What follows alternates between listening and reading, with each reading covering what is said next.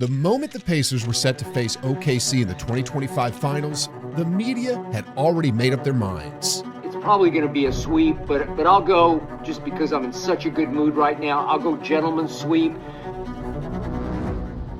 A 68-win powerhouse versus a 50-win afterthought. An MVP going head-to-head with the league's most overrated player. No way OKC loses this. Easy sweep. Shea, free throw merchant Alexander is about to feast. But 2 weeks later,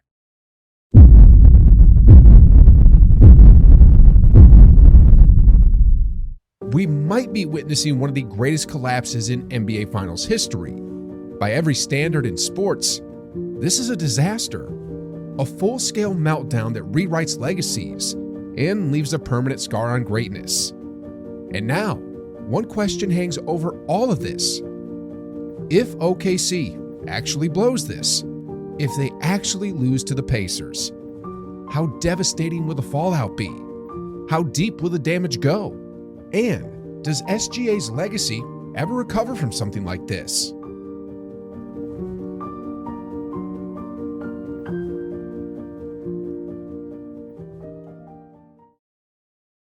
You know how I've made this year's playoffs way more fun to watch? By trading on Kalshi. Now that we're in the finals, every moment feels bigger. And trading on each game just adds that extra layer of intensity. Think OKC's gonna win it all? Or will the Pacers pull off the upset? Just pick your side. Click OKC or click Pacers. That's it. It's fast, simple, and here's the crazy part. Kalshi is legal in all 50 states. I've been using it all throughout the playoffs. Sometimes to go with my gut, other times just to see what the market thinks. Because when people are putting real money on the line, that's when it gets real. Forget the polls. This is what people actually believe. And it's not just sports. Kalshi has markets on almost everything. Politics, movies, music, crypto, sports, and more. So if you're ready to level up how you watch the game, use my link in the description, because the first 500 traders who trade $100 will get a free $10 credit. Yep, free, no strings attached. So if you're watching the finals, like me, why not make it even more exciting? Check out the link in the description to get started.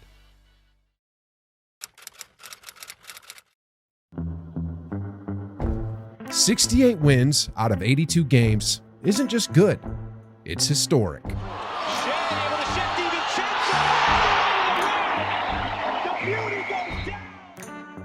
To put it in perspective, that ties OKC for the 6th best regular season record in NBA history. The 6th best. And here's the thing. They didn't rack up those wins in the 60s or 70s, what J.J. Redick famously called the era of plumbers and firefighters. They did it in 2025, in a league overflowing with talent, where parity is at an all-time high and nothing comes easy. I mean, the Western Conference alone had 7 real contenders, each capable of making a finals run.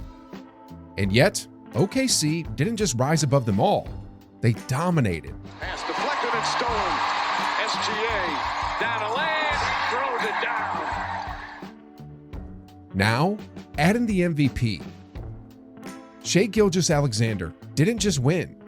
He earned it by outdueling a 3-time MVP, having one of the greatest statistical seasons ever.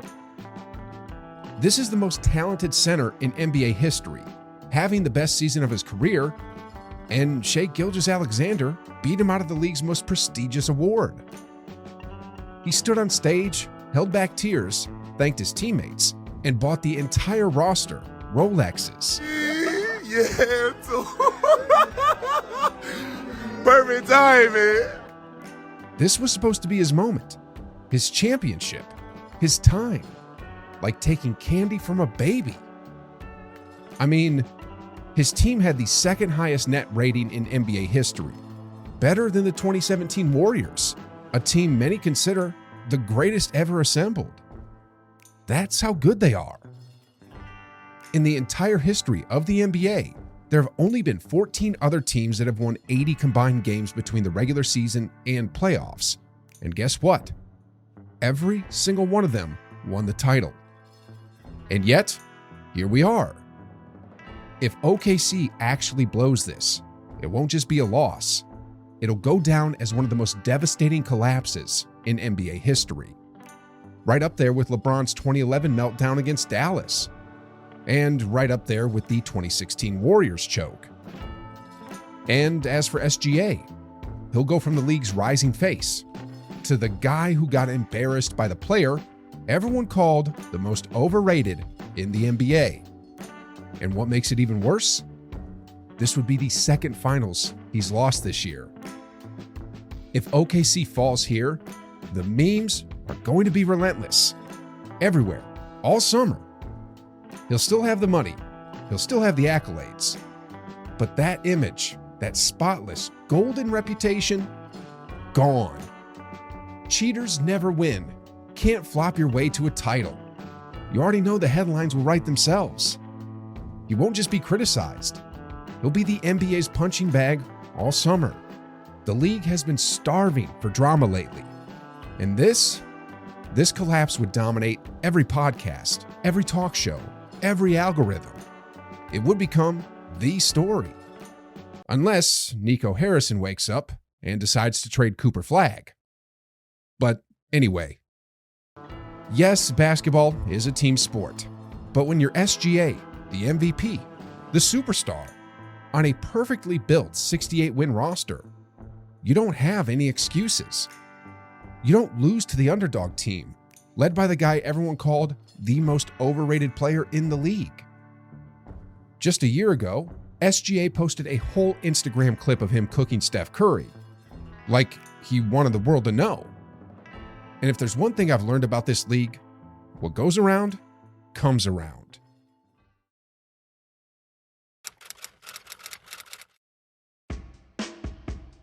You see this man right here?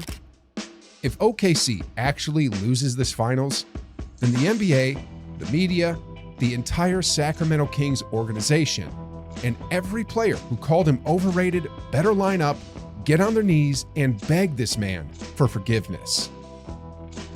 Because seriously, how do you go from being traded by the team that drafted you, ignored in every conversation about the future face of the league, and literally voted the most overrated player in the NBA, to authoring one of the greatest underdog stories the game has ever seen? If the Pacers win this finals, Halliburton will have gone from being a footnote to arguably the most clutch player we've ever seen in a single postseason. Seriously, no one in NBA history has stacked this many clutch performances in a single playoff run. Kobe, LeBron, Steph, as legendary as they are, none of them put together a playoff run as clutch as what Tyrese Halliburton just pulled off. You'd have a better chance of getting struck by lightning twice. And it wasn't just about the moments. It was the path. Just look at what he did. It was absolutely filthy. This man didn't just rise to the occasion. He shattered every expectation placed in front of him. Only one other team in NBA history has ever beaten two 60-win teams on the road to a championship. And the leader of that team? A legend. Now, we might have to say the same thing about Tyrese Halliburton. From being voted the most overrated player in the league to joining legendary company, all in under a year. If the Pacers finish this run, if Halliburton pulls it off, there's only one thing he needs to say at the podium. Overrate that. It doesn't matter what the question is. Every reporter could ask anything, and the answer should be the same. How did you stay composed in the clutch? Overrate that. What's your mindset heading into the offseason? Overrate that. How do you feel about proving everyone wrong? Overrate that. Because what we're watching right now, it's not just a breakout. It's a once-in-a-generation kind of story. Tyrese Halliburton is writing something that doesn't even feel real.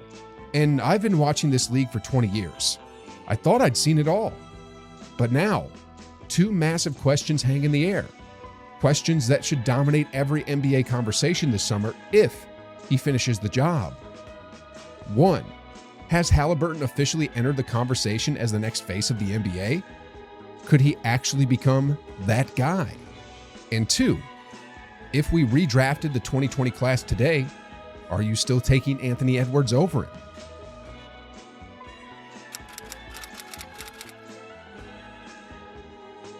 These finals have been incredible. Two fully healthy, well-built teams going head-to-head in a true chess match. But Adam Silver really messed up with this one. Games 1 and 2 pulled in just 8 million viewers, the lowest NBA Finals ratings ever recorded outside of the pandemic years. It's easy to point the finger at two small market teams and two rising stars that, unless you're a die-hard fan, you've probably never even heard of. But it's also a big problem of the league's marketing. Because let's be honest, who did the media focus on all year? LeBron, Bronny, and Nico Harrison. That was the conversation over and over, while the actual finals teams were like background noise. So when the big moment arrived, the casual fan had nothing to latch onto. No story, no reason to care.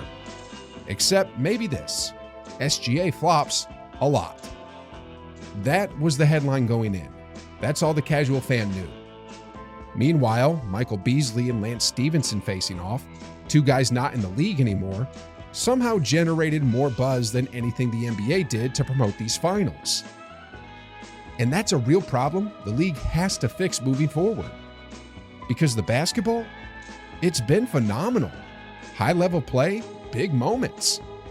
But thanks to poor marketing, this series has drawn some of the worst finals viewership numbers in NBA history. Worse than any non-pandemic year ever. But SGA, if he loses, he probably won't mind it. I mean, let's be real. Better to lose with 8 million people watching than 30 million, right?